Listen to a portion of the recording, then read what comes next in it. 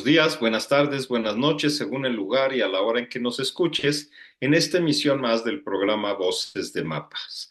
Recordando que este programa tiene como intención hacer cadenas de conciencia y que puedan convertirse en oportunidades de empleabilidad, tanto de personas en condición de migración como trabajos que se piensan hacer dentro del medio ambiente, en la mejora del medio ambiente y por la paz.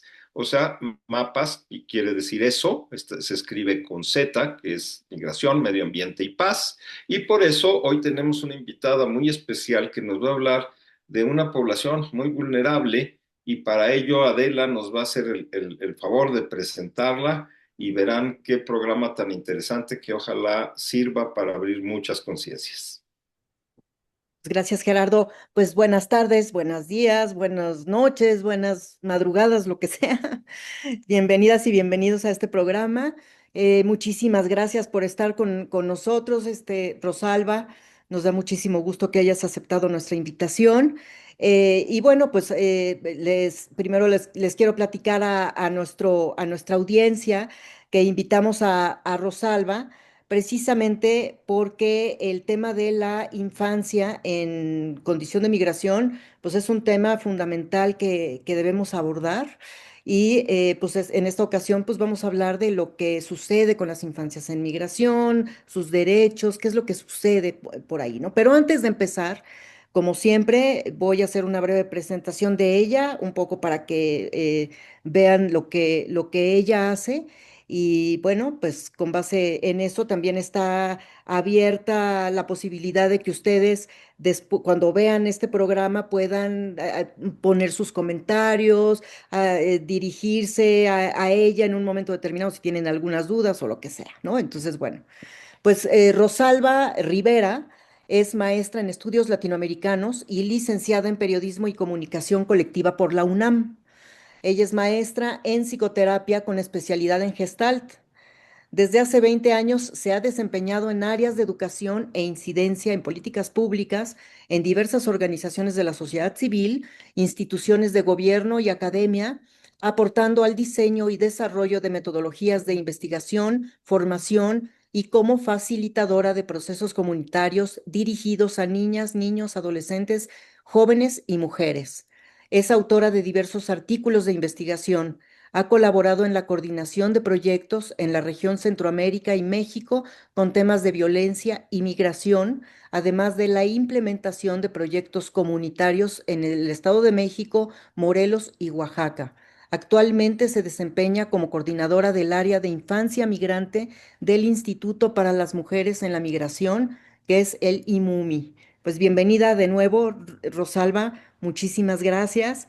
Y bueno, pues como decía yo al principio, este tema de la infancia en migración, pues es un tema fundamental que pues no debemos de brincárnoslo, porque pues el tema de las niñeces al final como que casi siempre nos lo pasamos por alto, ¿no?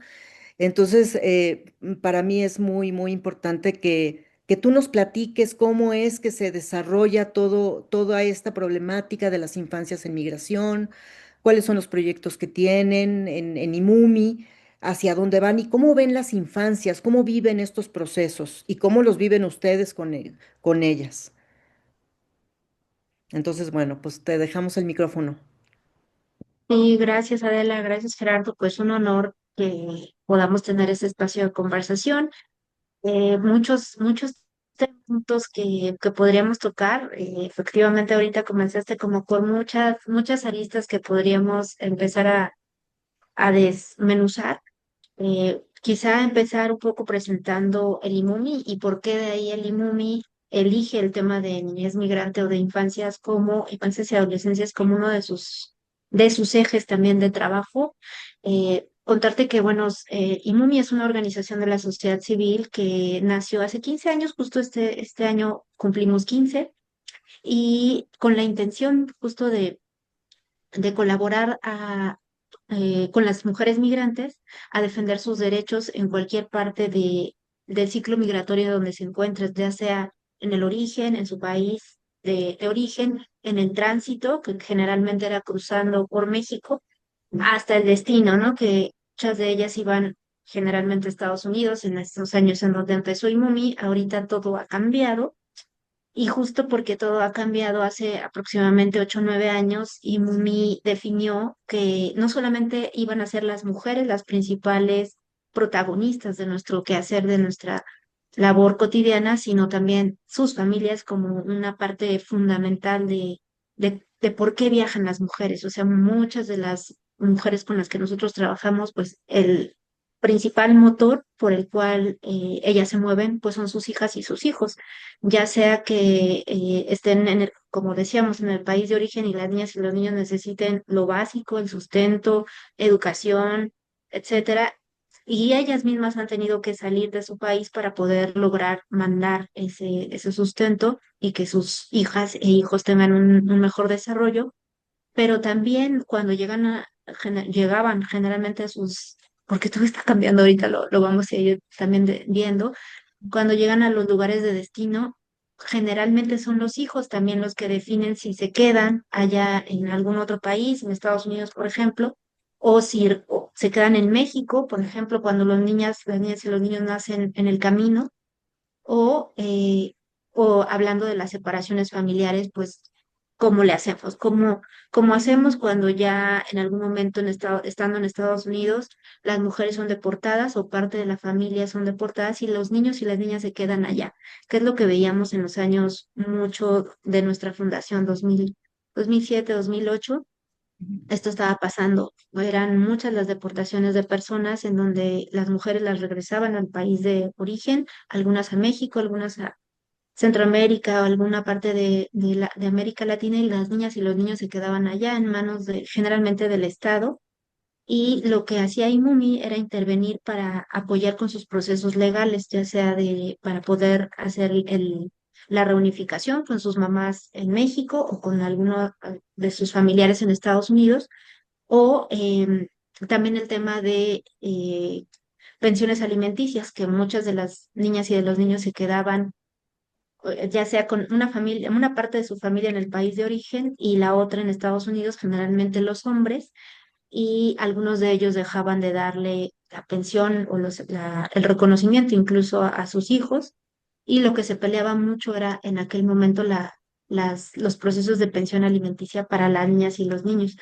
Después también empezamos a ver que los niños eran los que migraban solos. En algún momento, quizá también estamos hablando de 2000, entre 2013 y 2014, se empezó a hablar que había mucha más población de niñas y niños que migraban solos, que se iban de Centroamérica, por ejemplo, a Estados Unidos, y ahí justo había otra necesidad, ¿no? ¿Cómo hacer para que esas niñas y niños tuvieran por lo menos garantizada la posibilidad de transitar de manera segura por nuestro país y después tener una protección en Estados Unidos, que era el lugar a donde generalmente iban? Después también tuvimos un montón de separaciones familiares con los distintos gobiernos que ha habido en Estados Unidos, pues también las dinámicas en México cambian. Esa también ha sido nuestra lectura y por lo cual es necesario siempre una continua como actualización de nuestras acciones, de nuestras actividades como organización de la sociedad civil y como defensoras y defensores de derechos humanos. Ahorita, por ejemplo, tenemos un área de niñez migrante desde hace eso, aproximadamente 8 años, justo porque pues se vio la necesidad necesitamos especialistas en materia no solo migratoria, ni en materia civil, ni en materia de derecho migratorio estadounidense o mexicano como era antes, sino en materia de los sistemas de protección, tanto en México como en los países de la región, como incluso si se puede el sistema de protección para niñez en Estados Unidos. Entonces, desde hace justo de 2017, más o menos, 2017, perdón, hemos estado insistiendo en esa especialización y somos actualmente 4 personas en el área con dos abogadas y 2 personas que no somos abogadas, pero que estamos colaborando mucho con proyectos, con otras organizaciones de sociedad civil, haciendo siempre vínculos o redes que nos puedan llevar a que esa defensoría que hacemos sea mucho más integral.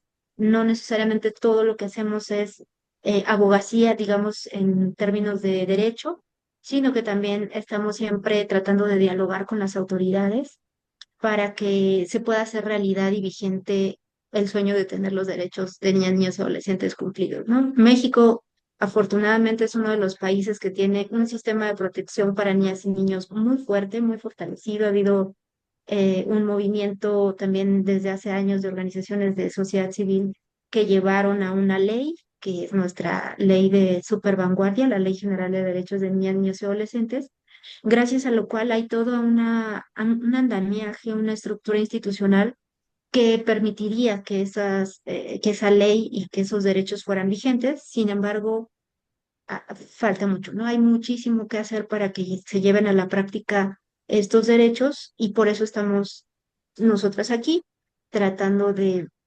dialogar, de incidir, de representar y de meter en todos los foros que que podamos el tema, ¿no? Porque sí, desgraciadamente a veces es muy invisibilizado este tema, como diría nuestra colega de comunicación, no es sexy. El tema de la migración no es uno de los grandes temas en México, desgraciadamente, a menos de que exista una coyuntura como la que tenemos este año de Donald Trump y las nuevas políticas y lo que generan esas nuevas políticas, sobre todo en la población mexicana. Por eso ahorita el quid, digamos, en medios de comunicación está centrado en las deportaciones y en lo que está sufriendo nuestros connacionales en Estados Unidos, que es cierto, no lo podemos negar, pero también nosotras decimos, no solamente son los mexicanos en Estados Unidos, también son todos los seres humanos que están tratando de llegar a algún país en donde su futuro, su destino podría ser mejor, y dentro de ellos, las niñas y los niños que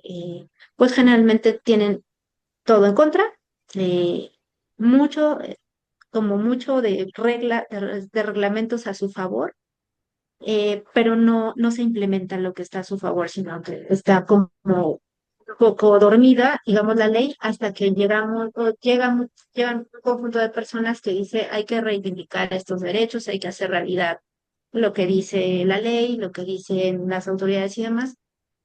Y justo por eso estamos insistiendo mucho en este tema. Y bueno, no sé si de ahí me paso directamente a como a lo más fino de lo que hacemos o quieren que nos vayamos por otra parte. Bueno, mira, yo tengo varias preguntas, no sé tú, Gerardo, pero bueno, yo tengo varias preguntas que tienen que ver justo con los derechos. O sea, me llama la atención porque, como tú dices, ¿no? O sea, si bien la migración es un tema, pues como que se ha quedado, excepto en la coyuntura como la que tenemos ahora, pues la infancia todavía también es todavía más invisibilizada. Entonces, la infancia migrante, pues todavía más. O sea, a mí me parece que es una población que tiene todas las desventajas posibles, ¿no? Entonces, en ese sentido, a mí sí me gustaría saber cuáles son como los derechos que, eh, que más se violan, ¿no? Hacia las infancias migrantes, cómo han sido los tratamientos para que se respeten esos derechos, ¿no? Y cuáles, pues, son los avances que han observado, ¿no? O sea, más allá de los discursos de que se tienen que llevar a cabo los derechos, ¿cuáles son realmente las acciones reales que sí han visto posibles en esa defensoría? Ok, súper, pareciera que esta es la pregunta más simple, pero realmente es como la más compleja porque implica un montón de cosas que están entrelazadas ahí. Por ejemplo, si me preguntas cuáles son uno de los principales derechos o el principal derecho que se violan en esta población de niñez migrante, creo que uno de los más básicos podría ser el ser escuchados. O sea, si las autoridades o si los sistemas de protección escucharan cuál es la necesidad, no solo lo escucharan, sino después de ahí trabajaran en función de la necesidad que la niña o el niño dice, podríamos tener otra situación, ¿no? Por ejemplo, y eso aparejado quizá con la unidad familiar, con el tema de que la mayoría de las niñas y los niños pues tienen la necesidad de reunificarse con ya sea sus padres o o su figura digamos, de confianza. Y muchos de ellos no necesariamente salen con ella, muchos sí, algunos salen con sus mamás, sus papás o con sus familiares, pero estamos hablando de que en los países de la mayoría de donde vienen las niñas y los niños en este momento, son países donde sus estructuras sociales y económicas y de todo tipo están resquebrajadas y desde ahí no pueden contar con el acceso a los derechos más básicos, como justo una vida libre de violencia, un acceso a la educación, un acceso a la salud, eh, sí, cosas como muy, muy básicas. Y entonces lo que tienen que salir a buscar, ya sea juntos o separados, es esa oportunidad de desarrollo pleno. Y entonces, como les comentaba, en los años anteriores teníamos a mucha gente, muchos niñas y niños solos, sobre todo adolescentes, que venían en búsqueda de sus padres, porque en la mayoría de los casos habían migrado primero el papá o mamá y las niñas y los niños se quedaban bajo el cuidado de alguna persona de confianza, a lo mejor las abuelas o ni siquiera las abuelas, sino la comadre, la tía, incluso las vecinas, tenemos casos en donde se quedaron bajo el cuidado de estas personas, pero después cuando tienen una edad suficiente, ellos van a salir a buscar reencontrarse con sus padres, con sus madres, y entonces teníamos esa necesidad de reunificación familiar como el principal motor para que las niñas y los niños estuvieran fuera de sus hogares, fuera de sus países, pero también me remito otra vez al derecho a ser escuchados porque las autoridades mexicanas, lejos de escuchar que lo que la niña o niño necesitaba era reunificarse con su papá o con su mamá, incluso aquí en México, la medida que las autoridades mexicanas automáticamente tomaban era regresar al niño o a la niña a su país de origen, argumentando que lo mejor para cada niño es que se regrese a donde estaba su origen y a donde supuestamente tendría que estar su familia.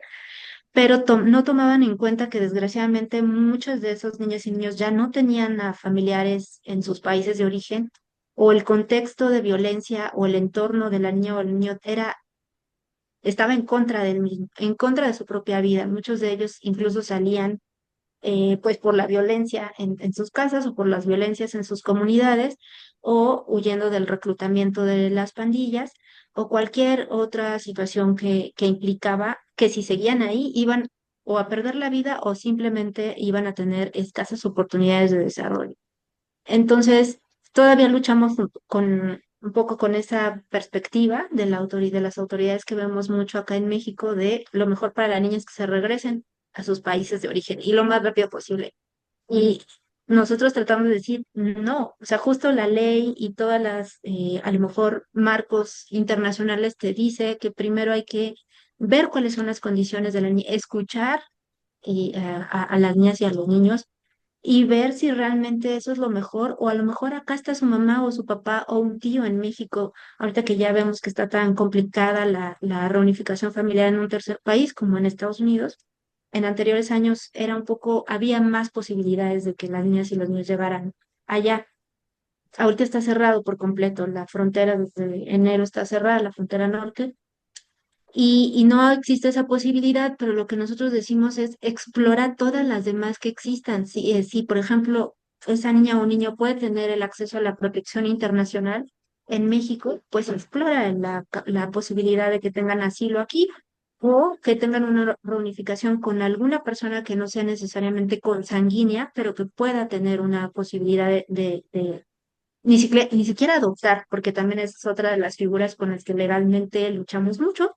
La mayoría de las niñas y de los niños que están aquí no quieren ser adoptados, ellos tienen una familia y lo único que necesitan es una temporalidad le llaman acá familias de acogida, para que una familia pueda ser un entorno protector de manera temporal, ya sea un año, 2 años, mientras que las personas mismas deciden qué es lo que mejor pueden hacer o qué es lo que más pueden hacer, cuáles son otras alternativas que tienen para su desarrollo en general de vida, ¿no? Y eso también aplica mucho para el perfil de la población que nosotras tenemos, que atendemos, que son muy autónomos, ¿sabes?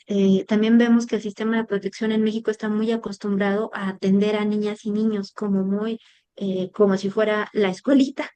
y las niñas y los niños que vienen de otros países ya traen un grado de autonomía, un grado de desarrollo mental también mucho más avanzado que si tú comparas un niño de 13 o 12 años aquí en México a un niño de Nicaragua, de El Salvador. Esos niños ya vivieron solos, ya se hicieron cargos de sí mismos, ya vieron, trabajaron y vieron cómo era pagar su propia renta. Y entonces cuando tú les dices, no, mira, te vamos a meter aquí a una institución y en esta institución vas a estar 3 años, pero no puedes salir y además ahí te tienes que levantar a las 7 de la mañana y hay hora de desayuno y te tienes que vestir así, o sea, por supuesto que te mandan a la goma. Ellos no quieren estar en un sistema tan proteccionista en ese sentido como estamos acostumbrados acá en México. Ellos, como ellos te dicen, mira, a mí ponme a trabajar y yo veo cómo pago mi renta y yo veo cómo como y salgo adelante. No necesitas ponerme en un lugar, menos donde yo no pueda salir y menos donde haya tantas reglas, ¿no? Porque no vivieron así, no están acostumbrados a obedecer como nosotros pensamos que deberían de obedecer niños de esa edad. Entonces, también tenemos que tomar en cuenta el perfil de las personas, de las niñas y de los niños y de los adolescentes que vienen acá. Ellos ya no necesitan tanto un sistema tan paternalista, necesitan más un sistema que desarrolle su autonomía y que les permita un poco con mayor libertad esa posibilidad de hacer sus propias vidas.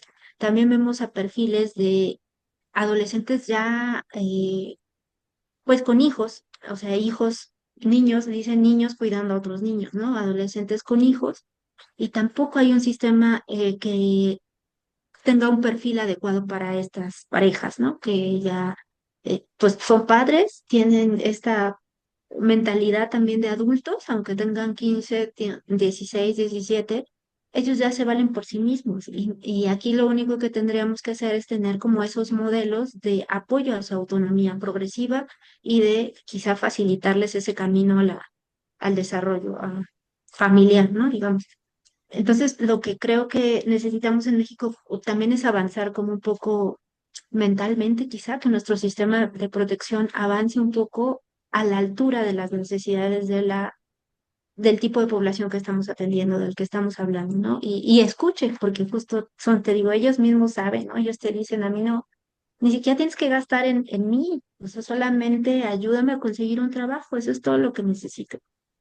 Pero no es tan fácil, ¿no? Si no tienen un documento migratorio, si no tienen un CURP, en un RFC ahora, no pueden sacar una tarjeta de banco, no les pueden pagar en nómina.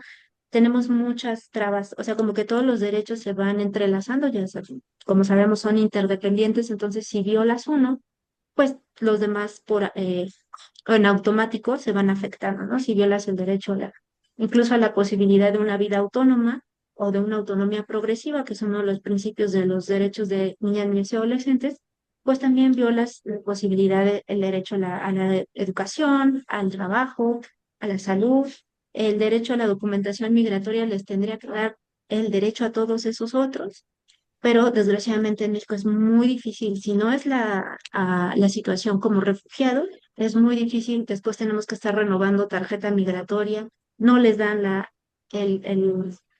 todas las niñas y los niños tendrían que darles una visa, perdón, una visa, no, un documento de regularización por razones humanitarias.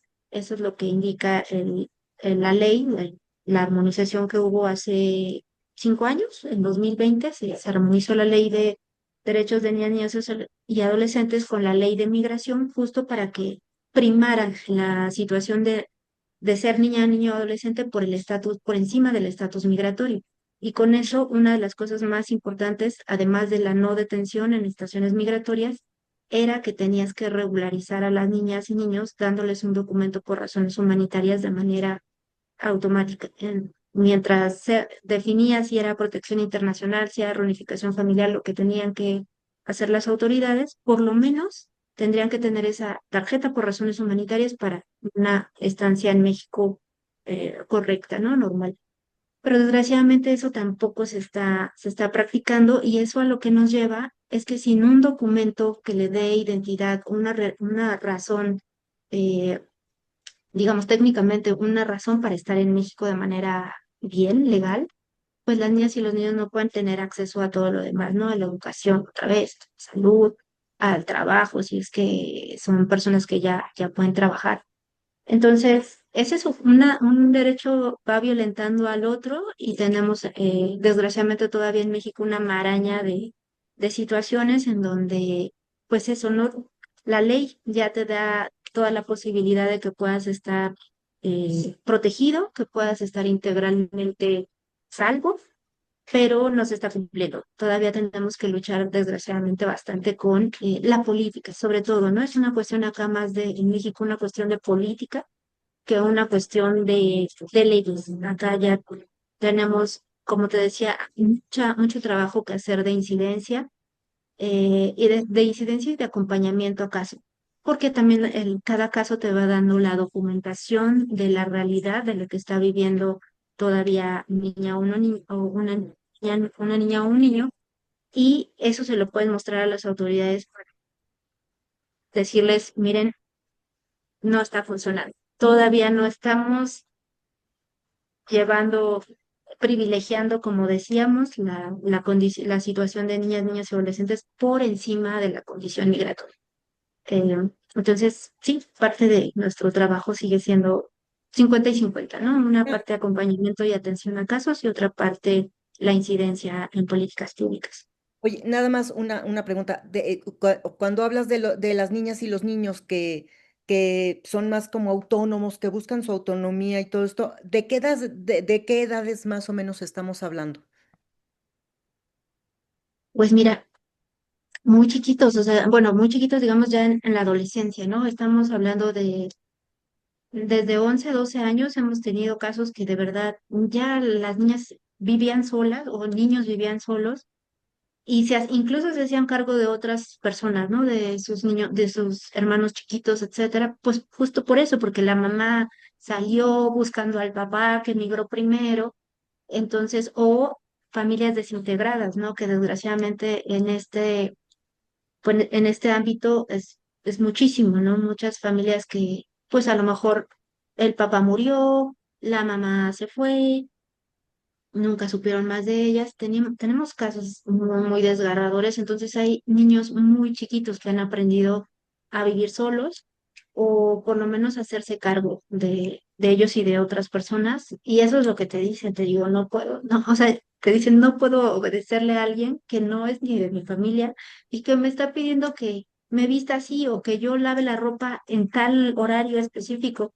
¿Y yo por qué? Si así no se hacía, así no se, nunca lo he hecho, ¿no? Entonces como que les desestructuras lo que ellos ya tienen como pues como una estructura, ¿no? De vida.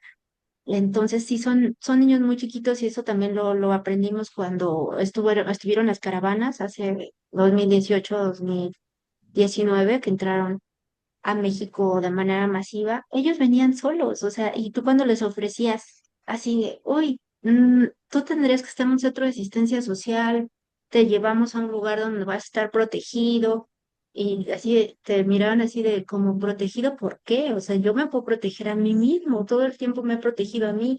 Entonces, más bien, el único favor que quiero es que me ayudes a conseguir trabajo, si es que me vas a ayudar, pero veíamos ahí que el entregarlos a una autoridad, ya sea DIF o procuradurías, para ellos era complejizarles la vida, porque entonces no iban a llegar a la frontera norte, que era donde querían llegar, pues para cruzar hacia Estados Unidos, ¿no? Entonces decían, no, no me hagas ningún favor y no me protejas, no más déjame. Y ya si, más bien si tienes un trabajo, sabes de algo, pues eso es lo que podrías hacer. Entonces complejo, ¿no? Complejo porque sí, Serían el más sistema. desprotegidos, ¿no? Ajá, Más bien. eh, para ellos sí, porque era detenerles y frustrarles el camino. Eh, y Y eso, poner pues, también. más Ajá, vulnerable.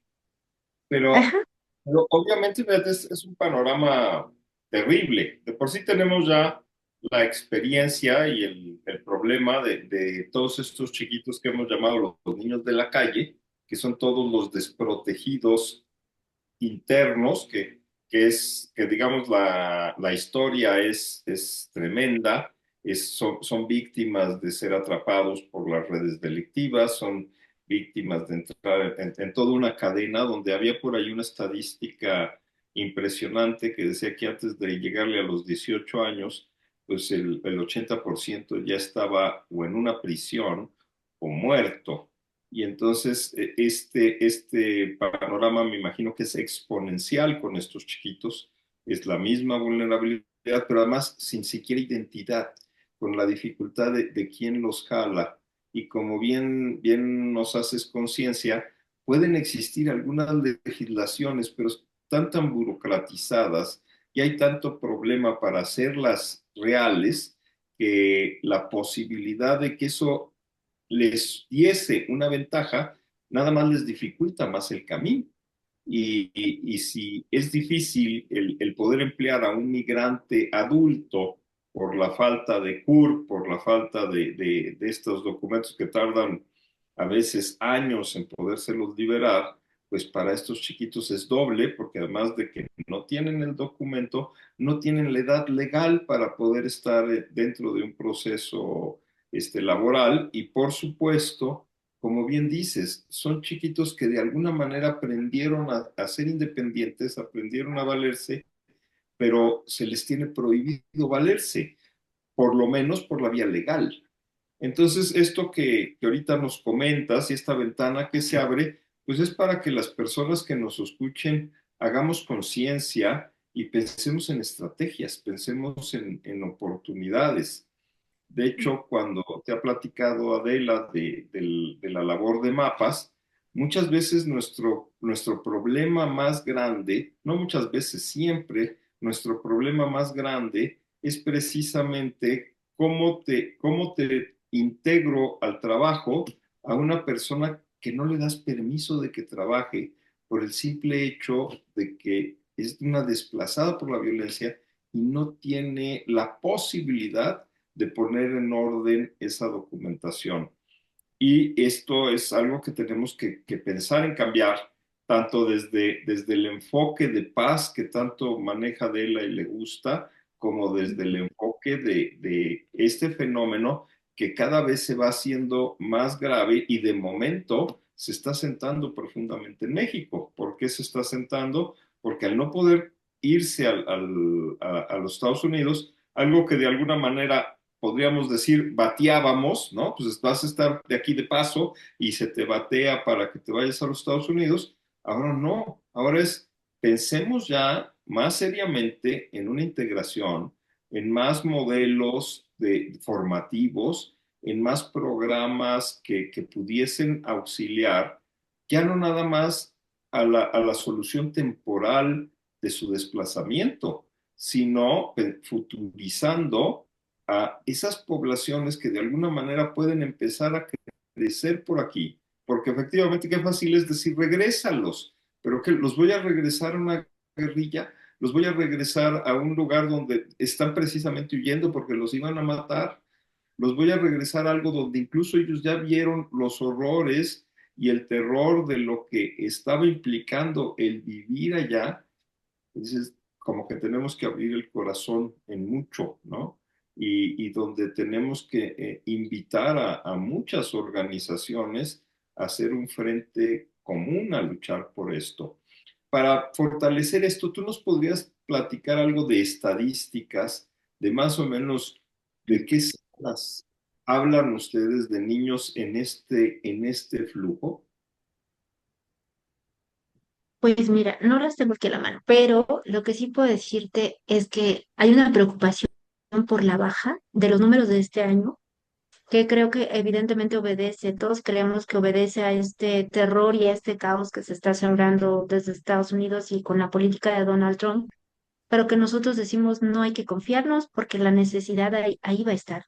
La necesidad de moverse de país o de situación de crimen organizado, de violencia estructural, de violencia de pandillas, lejos desgraciadamente de minimizar, se recrudece.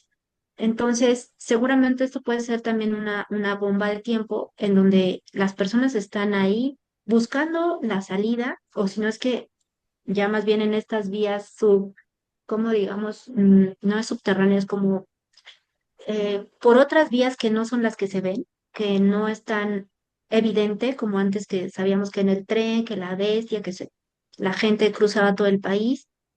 Sabemos que pocas noticias han salido de cuáles están siendo las nuevas vías, muchas por mar, arriesgando, por supuesto, mucho más la integridad de las personas y muchos más acuerdos con las redes de tráfico de personas, que es así, no dejan de operar, pero ni un segundo, y al contrario, ¿no? Están incrementando los costos, están incrementando los riesgos y lo que tú decías que es muy importante, que están alentando a que cada vez más niñas y niños vean en esas redes, desgraciadamente, su red de apoyo, ¿no? Sí, a ver, si yo hago reclutamiento, ¿tú cuánto dinero me vas a dar o me vas a ayudar a que me quede yo en la frontera o a pasarme a Estados Unidos? Son ahora las relaciones y los vínculos que se podrían estar fortaleciendo con estas niñas y niños que están buscando, sobre todo adolescentes, que están buscando las maneras de llegar y de sobrevivir también, ¿no? Porque esa es una realidad, o sea, se les va a pagar seguramente y ellos van a conseguir, o creen que van a conseguir lo que necesitan, que es salir de su país, tener un trabajo y si se puede llegar a Estados Unidos, pues mejor, ¿no?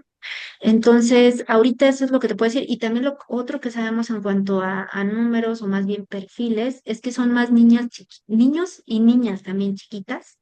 Digamos, Las chiquitas de 11 años. exactamente las de 11 años son las que es Ah, la población que actualmente se está presentando más. ah, Y lo que creemos es porque justamente están saliendo con más desesperación familias integradas por niñas y niños chiquitos y, y pues antes como que se prevenían también, ¿no? De que el riesgo de traernos niños es mayor, no sé qué, pero ahora no importa el riesgo, lo que importa es salir de los países. También tiene que ver un poco las situaciones políticas, ¿no? Lo que sucede en Venezuela, lo que sucedió en Nicaragua, pues lo que sigue sucediendo con Haití. Brasil, tenemos muchas niñas y niños que están viniendo de por allá, Cuba, entonces hay muchas y mucha población también intercontinental de África, muchos países de África que se están viniendo por el Caribe hacia México, cruzando hacia México. Entonces, ahora lo que vemos tal vez son menos números en estadísticas, en las estadísticas oficiales están disminuyendo, pero sí lo que vemos es mucha población, como tú decías, en las calles. Desgraciadamente, vemos acá mismo en Ciudad de México, pero también si te vas a Pachuca, si te vas, no se diga en la frontera norte, ¿no? En la frontera norte los albergues ahorita se reportan medio vacíos, pero sí seguimos viendo a las personas en las carreteras. La frontera sur también tiene y ahí es donde te cuestionas qué pasó con la política, ¿no? Si la política dijo hay que abrir muchos albergues para las personas deportadas y los albergues ahora están vacíos. No solamente los de personas deportadas, los que se hicieron antes de este año, que eran les llamaban eh, centros integradores, que esos sí eran para personas extranjeras, también están vacíos o no con la población, la dimensión de cientos de personas que se esperaban. Y tú hablas con las familias y te dicen, es que yo no quiero estar ahí porque me tienen encerrado, porque yo mejor quiero salir a trabajar y tener mis propios horarios, porque si yo no llego a tal hora me cierran o ya no me dan de comer, etcétera. Entonces, no es el modelo, no es el modelo de protección que era adecuado quizá para la población y para la necesidad de esa población. Y lo que tenemos, como bien dices ahora, a lo mejor son que tener ideas sobre la integración de las personas a la vida laboral, a la vida comunitaria en México. Y vemos el esfuerzo de algunas organizaciones de sociedad civil que han estado trabajando en esos proyectos de integración comunitaria y a lo mejor es por ahí, más que por tener albergues para masivos, lo que tendríamos que estar pensando como una política pública más realista, y donde acepten también a familias, niñas, niños y adolescentes y junto con sus padres, ¿no? Porque también hemos visto que, bueno, vimos en alguna parte que este asunto de separar a los adultos de las niñas y de los niños tampoco ha sido lo mejor. eh, y lo que se trata es de evitar, en todo caso, de evitar la separación familiar y en todo caso, más bien, fomentar que las adultas y los adultos puedan convivir de manera de manera, no sé si pacífica es la palabra, de manera sana y de manera creativa con niñas y niños, ¿no? También eso ayuda muchísimo para el desarrollo de la mentalidad y de la personalidad de las niñas y de los niños, y más hablando de estas niñeces que les comento que son diferentes a lo que nosotros pensamos que podría ser una niña en México, ¿no? Una niña o un niño en México.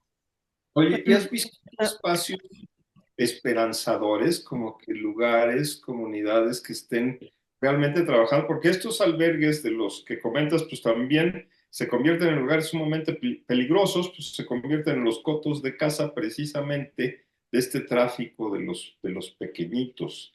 Entonces, como que necesitamos, se abran alternativas más loables, más, como bien dijiste tú, de desarrollo, donde auténticamente pudiese haber un crecimiento, pudiese haber un futuro prometedor. ¿Tú nos podrías platicar de algunos, de algunas luces que hay por ahí? Sí, pues creo que hay muchos más retos que, o no sé si sea lo más esperanzador el modelo, pero también hay muchos retos, ¿no? Por ejemplo, conocemos un modelo muy padre de una organización civil que se llama Aldeas Infantiles, que tiene un modelo de transición a la vida independiente. O sea, Aldeas Infantiles, como sabemos, es una institución muy, muy vieja que en general atendía a niñas justamente sin protección parental, y que el DIF canalizaba ahí para que pues esos niñas y niños pudieran crecer ahí buscando quizá la integración en algún momento con su familia.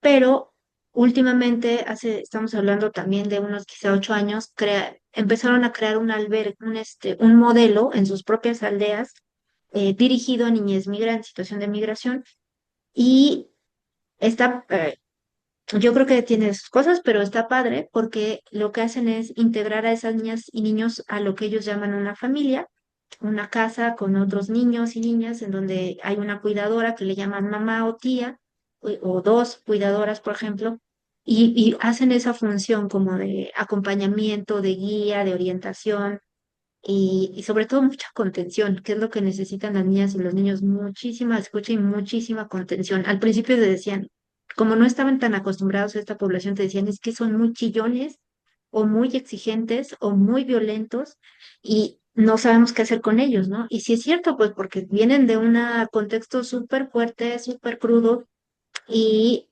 hasta la comida, ¿no? Tenían que ser cuidadosas con lo que sí les gustaba comer y lo que no, y eso de desarrollar hábitos costaba muchísimo trabajo, pero la ventaja de eso era que ese modelo de madres o de tías daba esa posibilidad de escucha, de mucha, mucha escucha, de sentarse a ver, tienes que llorar, lloremos un rato y después vamos a platicar y después vamos a hacer un plan de vida y después vamos a negociar y después vamos durante años. Ese modelo de acompañamiento durante años les ha servido muchísimo a varios de los niños que nosotros hemos acompañado durante ese tiempo, y también el desarrollo a la vida o el paso, la transición a la vida independiente también. Ellos tienen una que se llama un grupo, como un tipo grupo de apartamento, que después de estar unos años en esa aldea, pasan a un departamento los que ya tienen 18 años, pero no nada más así, darles una patada y ya cumpliste 18 años y ahora ve cómo te las arreglas, sino van poco a poco haciendo esa transición, donde los van acompañando para que gestionen su propio dinero, gestionen su propia ahorro, la comida que quieren, la ropa, a dónde van a estudiar. Muchos de ellos son acompañados hasta la universidad, y, y eso, no los sueltan rápidamente, sino los meten, pues su modelo es llevarlos como a un departamento en donde hay otros 4 o 5 jóvenes, y ahí hay una trabajadora social que se encarga de darles ese acompañamiento, nada más para gestionar ya sus cosas. Pero ellos son los que deciden, ellos son los que ya están trabajando, hacen su vida lo más independientemente que se puede. Entonces, esa parte nos gusta bastante a nosotras porque pues vemos qué es lo que necesitan, ¿no? No como en el DIF, que, bueno, no todos los DIF son iguales, pero así de que ya cumplieron la mayoría de edad y pues vas para afuera, porque ya al siguiente día tienes 18 y tú ve cómo te las arregles. Y se quedan Es flotando, porque no, porque justo, ¿no? Se quedan a los 18 años como en una cosa de que todavía no se integran a la sociedad como adultos y no se les considera así, y ya no se les considera niños, ¿no? Entonces se quedan así como en un limbo. O sea, también los completa. 18 años es fuertísimo, ¿no? Ujú. Sí, sí, sí, y esos cambios tanto a nivel del desarrollo mental, biológicos, de lo que les gustaba y lo que no les gusta hacer, de verdad se necesita muchísima, un perfil de acompañamiento con mucha fuerza, pero también con mucha capacidad de brindar acompañamiento psicosocial, atención a las necesidades de todo tipo y creo que eso, pues nosotros hemos estado de cerca con varios jóvenes en en esas etapas y con esta organización, y creemos que eso es un gran acierto, justo por la experiencia, ¿no? Que ya cuando ves a los jóvenes trabajando, No con su los, propio departamento. esos los tienen verdaderamente integrándose a los procesos que ellos van deseando. Eso es maravilloso. Oye, y si nosotros, futurizando, pudiésemos conseguir un proyecto sustentable que alguna empresa interesada en este desarrollo quisiera hacer, quisiera implementar, pero se necesita quien lo trabaje. Podríamos considerar el invitar a estas personas de aldeas infantiles que tú conoces a que de ahí se pudiesen integrar las personas que quisiesen por ahí encontrar sus áreas de desarrollo. Sí, yo creo que sí, aquí lo que falta son ¿Dónde sí, oportunidades y todo lo demás vamos viendo cómo se entreteje quizá, pero por supuesto que sí, o sea, es lo que necesitamos, más oportunidades, más confianza por parte quizá también de algunas empresas, no son pocas las empresas que te dicen, bueno, no tienes documentos, pero te va a salir tu documento, ya empiézale a trabajar, ¿no? O vamos viendo cómo te pagamos en otra modalidad que no sea la tarjeta bancaria mientras no tengas, o las cuestiones de la escuela, ¿no? Muchos tienen que revalidar porque no trajeron su documento de secundaria y pues tienen que volver a hacer en el INEA toda la secundaria y eso. Entonces nosotros decimos, mira, si le das a la oportunidad, a lo mejor el chico te demuestra que sí sabe, que sí puede, que sí sabe y que sí se compromete, pero el asunto es a veces darles la oportunidad, ¿no? Y que crean en ellos, que confíen en ellos, porque ya ellos vienen a veces también muy lastimados de todo lo que les ha pasado y te dicen, es que yo, nadie confía en mí, como para qué lo vuelvo a intentar si Sí, es una nadie cadena habla de conmigo. recompensas terribles. Y parte de lo bonito que tiene Aldeas es que les vuelve a dar un poco de confianza, les hace volver a aprender a creer. Y mucho de esta magia que hace el famoso tío que se integra a ellos como uno más y que sufre con ellos y que vive con ellos en una magia de contención, pues es parte de ese devolverle esperanza a la vida. Yo no tenía, yo conocí aldeas infantiles hace muchísimos años y no tenía idea de que seguían vigentes, lo cual es encantador, ¿no? Las Sí, personas de mi generación que conocieron al padre Chinchachoma, pues saben la maravilla Eran las aldeas SOS, ¿no? Creo. ujú, Y yo también hace exactamente. años hice un reportaje sobre las aldeas. Súper interesante. Sí, sí, claro. sí. Pues también han evolucionado y creado nuevas como modalidades de cuidado y eso está bastante bueno, ¿no? También la aldea Tijuana tiene eh, como un modelo más para familias de personas migrantes y eso también va a estar muy interesante. Apenas lo están reconstruyendo y reelaborando, pero pues próximamente también vamos a ir allá porque lo que necesitan es mucho apoyo bueno, en el caso de nosotros, para el apoyo a los documentos, la gestión de documentos por razones humanitarias, de asilo, todos los procedimientos migratorios, pero también, por supuesto, todas las gestiones con empresas, donatarias, etcétera. Eso va a ser fundamental, sigue siendo fundamental para organizaciones como esas que dan directamente asistencia y atención. Oye, a mí se me hace súper interesante eso, ¿no? Saber que podemos acercarnos a las aldeas para ver las posibilidades y todo eso, ¿no? Pero Claro, también y esperemos a mí que nos escuchen personas con esas ganas, ¿no, Adela? Personas que nazcan, que les nazca la inquietud de esto que escucharon hoy y pero quieran, todavía no terminamos. no, no, lo que estoy diciendo es que Yo se tengo otra acerquen, pregunta.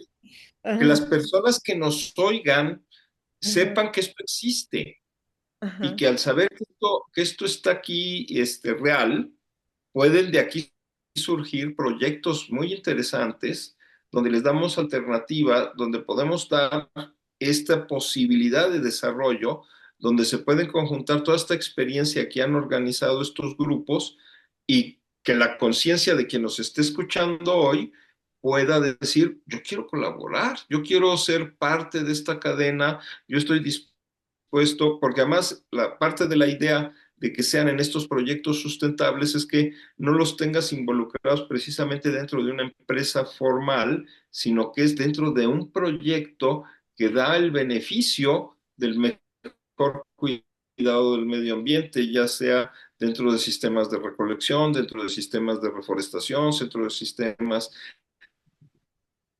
de Te generación estás de cortando, Gerardo. sembradíos, en fin, de una serie de opciones, de una serie de opciones que nos pudieran dar nuevas proyecciones, tanto económicas, que sean sustentables y que estén cuidando que el medio ambiente no nos lo acabemos. Y por supuesto que esto es nada más un abrir la boca para que de esta encuesta que todavía sigue, como bien dices Adela, de este saber qué más nos va a compartir hoy Mireya, obvio que ya vayan apuntándose candidatos a querer decir, pues yo me sumo.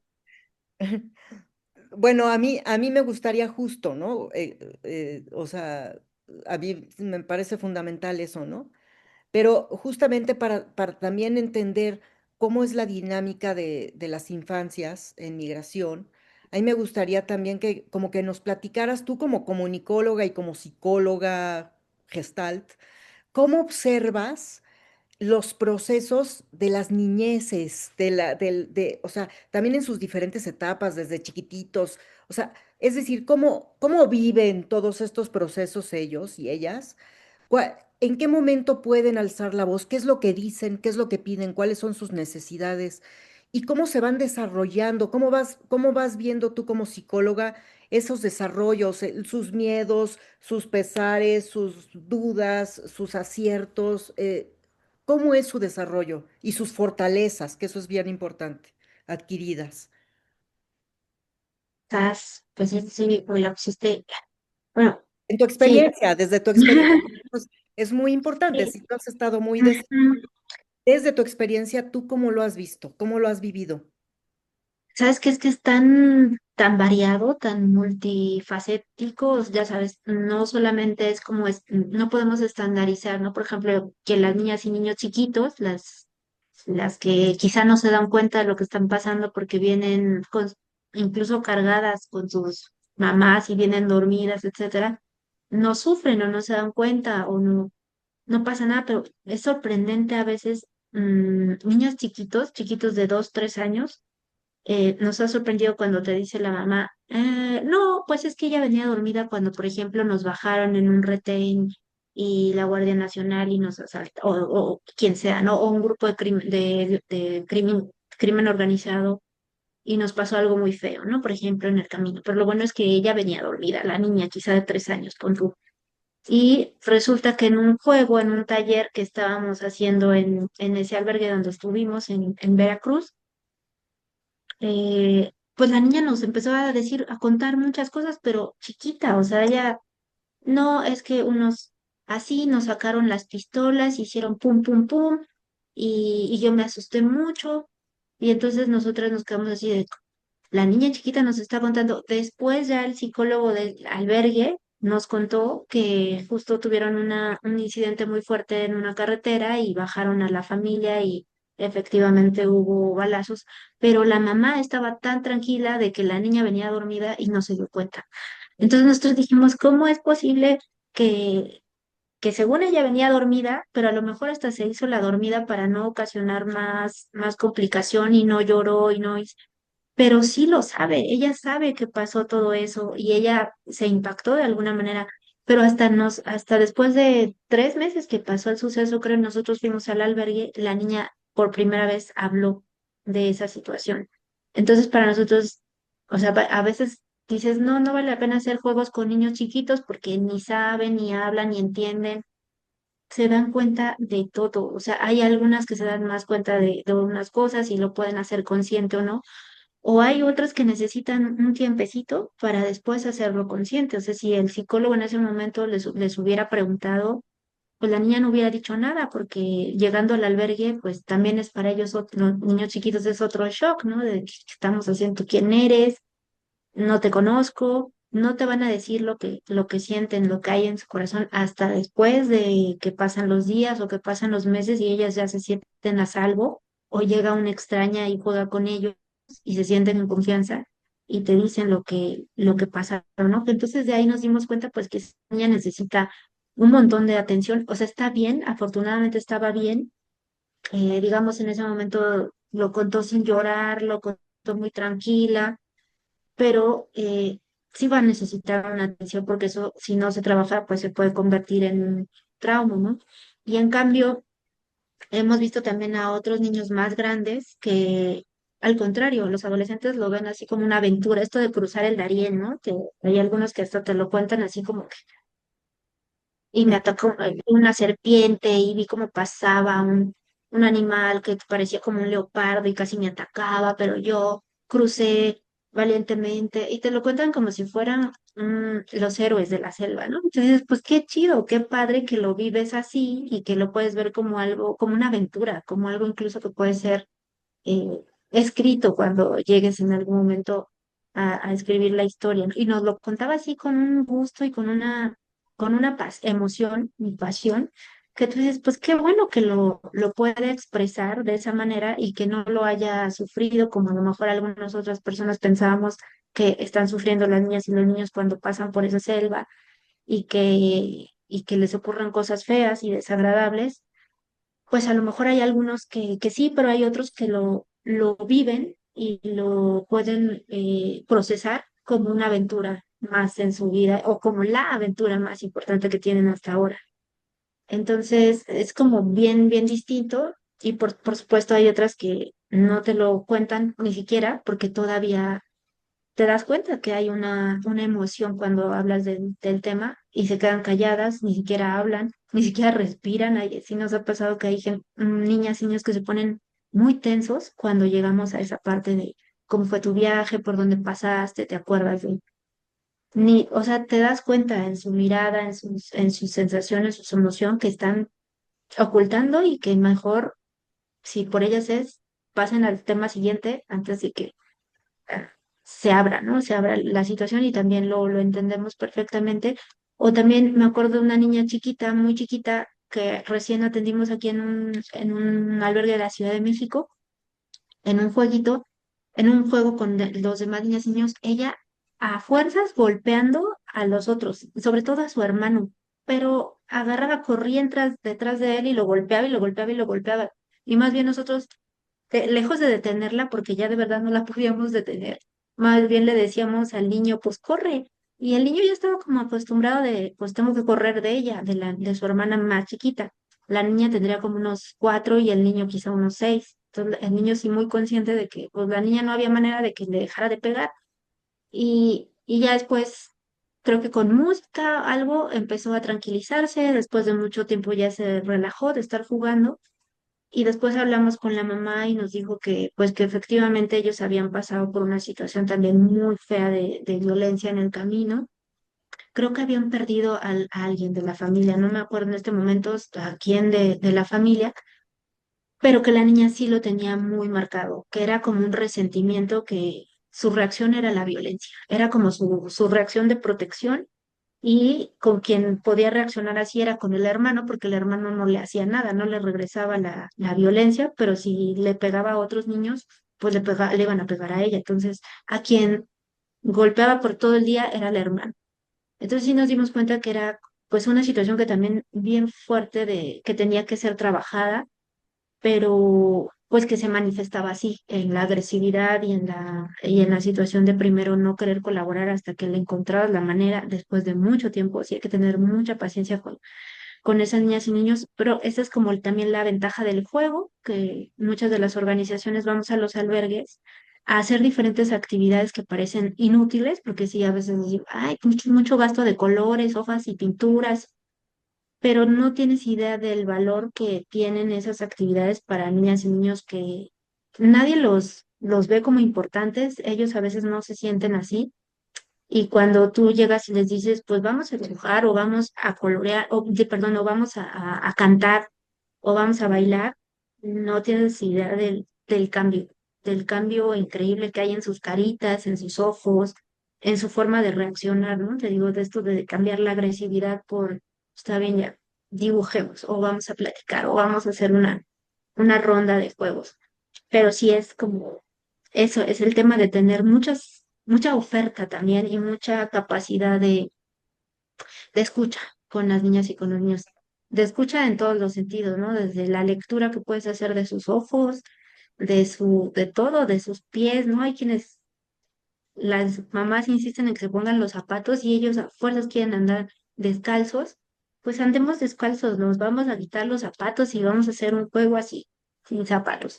Entonces, mucho de sensibilidad, mucha sensibilidad y mucha personalización también con cada una, y mucho tiempo que se necesita que especialistas vayan allí con disponibilidad para trabajar primero en grupo y después independientemente con cada, si se puede, con individualmente. El problema es que luego son muchos y a nosotros no nos da tiempo, no tenemos una psicóloga nada más para toda el IMUMI, para todas las áreas y siempre está saturada. Entonces, sí, también se necesita mucho personal especializado y no solo especializado técnicamente, sino también con creatividad para conocer esta población. Claro, ¿no? ¿Y ustedes andan moviéndose por todo el país a atender chiquitos o son los que están aquí o cómo trabajan?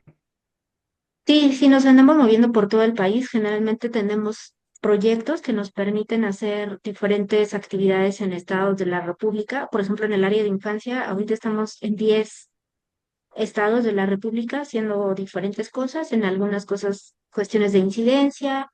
Generalmente aprovechamos cuando vamos a hacer reuniones de incidencia o trabajo con autoridades, también hacemos talleres en albergues, desde talleres con mujeres hasta talleres con niñas y niños. Y la intención es también justo generar cada vez más participación de niñas y niños, que los argumentos que ellos tienen se puedan reflejar directamente en la toma de decisiones de las autoridades. Entonces, por eso hacemos como mucha insistencia en cuando vamos a cualquier parte, tallereo y actividades con niñas y niños para podernos traer también evidencias. Y por supuesto, a las niñas y los niños les sirve muchísimo que podamos tener esta interacción. Tenemos unos cuadernillos que son como unos cuadernitos chiquitos que elaboramos especialmente para que las niñas y los niños abren desde su proceso migratorio hasta cómo se sienten, hasta sus sueños, ubiquen sus redes de apoyo y esos están divididos en para adolescentes y para niños chiquitos. Entonces, hacemos esos grupos a los albergues a los que vamos para trabajar con adolescentes y para trabajar con niñas y niños y, y eso sirve de dos cosas, ¿no? Les dejamos algo a ellos, les dejamos el mensaje sobre sus derechos, sobre las violencias que viven para que también ubiquen, porque hay muchos albergues en los que desgraciadamente también se vive dentro del mismo violencias hacia niñas y niños. Y ellos puedan hacer algo, ¿no? Acercarse a sus redes de apoyo, denunciar es lo más lejano que puede ser, pero si se puede, pues está bien, pero por lo menos identifiquen esas violencias, las tengan presentes y nosotras también nos podamos traer esas evidencias para las charlas que tenemos con las autoridades. Entonces, eso, y sí, y también vamos para visitas a estaciones migratorias, hacemos monitoreo en algunas estaciones migratorias, por ejemplo, en Veracruz, ¿en dónde más? Y en Tabasco, nada más ahorita Veracruz y Tabasco y Ciudad de México entramos a estaciones migratorias y ahí solamente, generalmente trabajamos con mujeres, pero si también nos abren el área de hombres, pues también trabajamos con hombres. Y cuando vamos allá también aprovechamos para ir a los albergues, que sobre todo de DIF están atendiendo a familias o a niñas y niños no acompañados. Ujú. Sí. Pues muy interesante, Rosalba, qué bárbara. Yo digo, yo tengo mucho más preguntas, pero pues ahora sí que ya el tiempo, ahora sí que ya nos ha comido, ¿no? Pero, O sea, obviamente que pero no bueno, podríamos acabar con tantas preguntas, Adela, porque es un tema muy apasionante y hay muchos retos y muchas cosas por vencer, ¿no? Pero tal vez un programa de este tipo sí valga la pena que exista una segunda parte, ¿no? sí, Que seguramente. haya una continuidad y sobre todo que después de que nos escuchen, después de que este programa se difunda, surjan inquietudes, surjan preguntas y surjan propuestas que podamos retroalimentarnos con Mireya con su Rosalba, equipo. Otro salva, perdón el cambio el lapsus de cambio de a mí nombre, también luego me pero cambia el nombre, ¿eh? No te preocupes, todo mundo. Sí, no, estoy Perdón, acostumbrada. perdón por ventanear tus hacer, pies, ¿eh? no, no, qué bueno que lo corregiste, porque está mal que ande cambiando nombres, pero sí ya es A René le decía lo Ciro, realmente importante. ¿Vale? a René, mi esposo, le decías Ciro, porque decimos que es como Ciro Pero Peralón. eso parte de una broma que hacía José Luis con él, ¿no? Ahí Pensaba tenía un fondo, que era Ciro. pero muy prudente, René no decía que No no decía era, nada como tú. pero Ajá. Pero bueno, Pero, Sí, pero pues lo sí. importante es que sí sigamos en contacto, que sí abramos posibilidades, que sí se pueda llevar a sueños, a proyectos donde demos pues algo de luz, porque ellos, estos chiquitos, pues son los habitantes que van a quedar aquí y sí les hemos hecho mucho daño y hemos dejado muchos huecos y muchos vacíos para su posibilidad de crecimiento y pues lo menos que podemos hacer es tratar de abrir opciones, tratar de dar otras posibilidades. Y sí, como bien dices, Adela, se acabó el tiempo, quisiéramos seguir platicando mucho, pero bueno, podemos volverlo a hacer en otra ocasión. tal cual. Claro que sí. Pues Con muchísimas todo gusto. gracias, Salva. Al contrario, pues un gusto conocerlos y con todo gusto cuando necesiten, cuando quieran y tengamos el espacio, pues platicamos. No, Claro. muchísimas gracias y muchas gracias también a nuestra audiencia.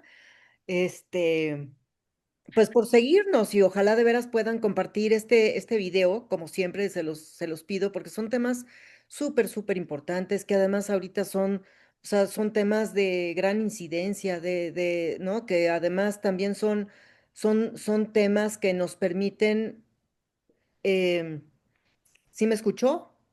O sea, son temas que Sí, finalmente, tratadas con personas como Rosalba, nos permiten ver también las áreas de oportunidad y también las formas de transformación de todos estos conflictos y que además también es un poco como cambiar el discurso, ¿no? Cambiar el discurso y en vez de ver a las poblaciones en situación de migración, como poblaciones invasoras, como poblaciones también víctimas, etcétera, también considerar sus fortalezas, ¿no? Que son poblaciones que han atravesado muchas cosas, tienen una experiencia súper, súper dura y a pesar de todas esas experiencias, pues logran llegar a los lugares, por un lado, y además, pues tienen la capacidad de adaptarse, de desarrollarse y pues ahora sí que de esa máxima vulnerabilidad sale una gran fortaleza.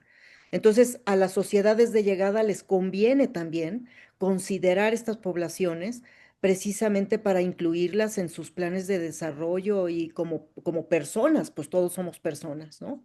Entonces, pues tal cual. Entonces, pues agradezco mucho la presencia de todas y todos aquí presentes y pues ya nos veremos a la próxima y ya nos veremos a la próxima, Rosalba. Muchísimas Claro gracias. que sí, Muchas gracias, Gerard. Muchas contrario. gracias, Javier. Muchas Muchas gracias, gracias, Mario. Rosalba, por todo Muchas- lo que Le voy nos a cambiar el ilustraste. nombre. Gracias a ustedes, qué bueno que pudimos platicar sobre el tema. Muchas gracias. Gracias.